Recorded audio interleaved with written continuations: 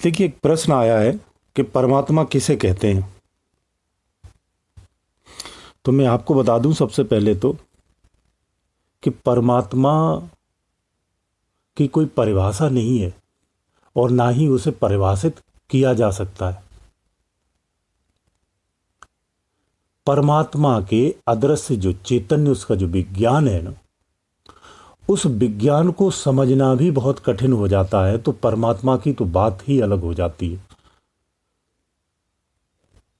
खैर, वो असीमित शक्ति है, संसार में सारा विस्तार उसी के अधीन है। तो उसे कैसे हम परिभाषित कर देंगे, संभव नहीं है। फिर भी उसे समझना पड़ेगा क्योंकि बुद्धि का विषय है। हाँ, लेकिन ये भी बोल दूं, परमात्मा जो है वो बुद्धि का विषय नहीं है, बुद्धि के परे है। जो बुद्धि के रूप में परमात्मा को, बुद्धि से जानना चाहता है परमात्मा को, वो कदापि नहीं जान सकता। आज तक किसी ने नहीं जाना, आगे भी कोई नहीं जानेगा, क्योंकि वो विषय बुद्धि के परे है, इंद्रियों के परे है, अंतःकरण के परे है। तो उस शक्ति को आप बुद्धि के माध्यम से जानना चाहते हैं तो ये व्यर्थ की कोशिश होती है। खैर, देखिए, ऐसा है कि योग दर्शन में एक लाइन आती है, एक लिखा हुआ है कि क्लेश कर्म विपाका आशय पराभ्रष्टा पुरुष विशेषो ईश्वरा। मतलब इससे आशा ये है कि जिसमें क्लेश यानी अविद्या, अस्मिता, राग, द्वेष, अभिनिवेश, जिसमें क्लेश लागू हो, नहीं होता हो,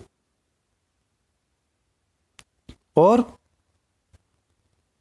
काम्य कर्म, नित्य कर्म, नैमित्य कर्म, निषेध कर्म, और कौन सा बचा, प्रायश्चित कर्म, और इनके संस्कार, वासना, ये सब जिसमें लागू न होती हो, जो बिना किसी आश्रय के सभी कर्मों में असमर्थ हो, और जिसमें स्वयं बसता हो, मतलब स्वयं में ही स्वयं बसता हो, वो किसी में बसने न जाता हो, यानी स्वयं में जो सक्षम हो, उसे ही हम परमात्मा कहते हैं। यानी स्वयं में वो एक सत्ता है, स्वयं में एक एनर्जी है, स्वयं में एक खुद का वो पावर है। वो किसी से आश्रित नहीं है, सृष्टि उस पर आश्रित है। उसी को हम परमात्मा कहते हैं। उसकी शक्तियों का, उसके पावर का, यानी उसका समस्त चेतन विज्ञान का कोई सीमा नहीं है, कोई क्षेत्र नहीं है। उस विज्ञान का वो स्वामी है, उसे हम परमात्मा कहते हैं। उससे श्रेष्ठ, उससे पावरफुल और उससे विशेष और उसके बाद कुछ भी नहीं है। उससे कोई श्रेष्ठ नहीं है, उससे बड़ा ताकतवर कोई नहीं है। वही सर्वज्ञ है, कण कण में वही है। उसी का नाम परमात्मा है, उसे ही हम परमात्मा कहते हैं। देखिए, अब मैं थोड़ा विस्तार से बोलता हूं। देखिए, ये जो माया है ना, ये ईश्वर का क्या है, देश है। इसमें उत्पत्ति, स्थिति, प्रलय, ये क्या है, ये तीन काल है। सत्य, रज, तम, ये जो तीन गुण है ना, ये सभी ईश्वर की वस्तु यानी सृष्टि की सामग्री है। ईश्वर के शरीर कौन कौन से हैं, विराट, हिरण्यगर्भ, अव्याकृत, ये तो सब आप जानते ही होंगे। ये सब, ये तीनों जो है ना, वो ईश्वर के क्या है, शरीर हैं। और वैश्वानर, सूत्रात्मा, अंतर्यामी, ये क्या है, ये ईश्वर के रूप हैं।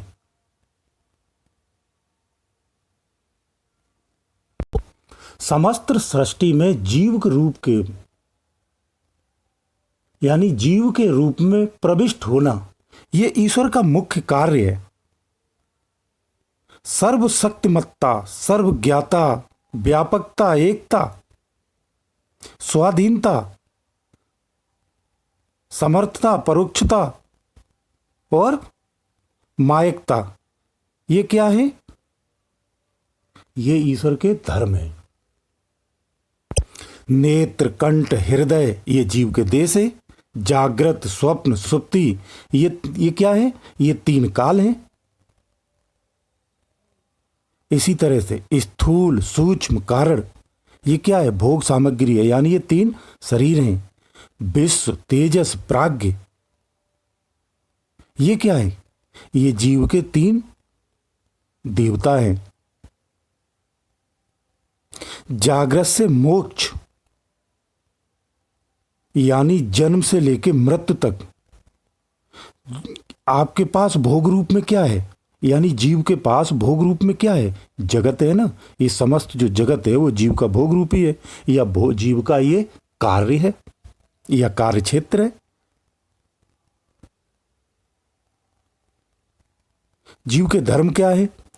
अल्प शक्ति, अल्प ज्ञाता, परछिन्नता, भिन्नता, पराधीनता, असमर्थता, परोक्षता, अविद्या। एक और बचा कौन सा? अपरोक्षता, अविद्या हो गया, मतलब उपाधि वासना। ये 8 जीव के क्या है? धर्म है। देखिए ऐसा है, केवल निर्गुण निराकार के जो उपासक हैं या जो साधक हैं वो पुरुष एकांगी ही होते हैं। तो जो निर्गुण निराकार के उपासक हैं या जो साधक हैं, जब उनके पास सगुण साकार का जो मार्मिक रहस्य है, यानी कि जो उसका जो गुप्त रहस्य जब उसके सामने आ जाता है या उसको जब वो जान जाता है, तो उसके भावनाओं में, उनके विचारों में, उसके क्रियाकलाप में बहुत अंतर आ जाता है। वो स्पष्ट आपको देखा जा सकता है। ठीक उसी प्रकार सगुण निराकार की उपासना, उसी तरह ये भी एकाकी है।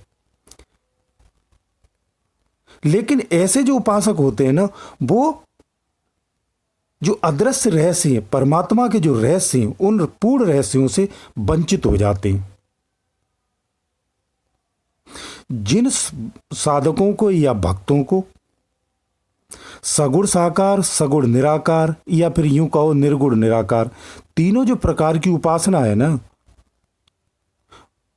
इन तीनों उपासनाओं से जो पूर्ण होता है, यानी ये तीनों उपासनाओं को जो जानता है या तीनों उपासनाओं से परिपूर्ण है, वो जिज्ञासु उत्तम जिज्ञासु कहा जाता है। ऐसा जिज्ञासु या ऐसा साधक संपूर्ण विज्ञान को जानने वाला होता है, परमात्मा के समस्त गुप्त रहस्यों को जानने वाला होता है। ऐसा विलक्षण, ऐसा उत्तम साधक जितने भी होते हैं, पहले तो बहुत मुश्किल से होते हैं, अगर होते भी हैं तो बहुत ही वो विलक्षण सुख को प्राप्त करते। गुरुदेव दयालु।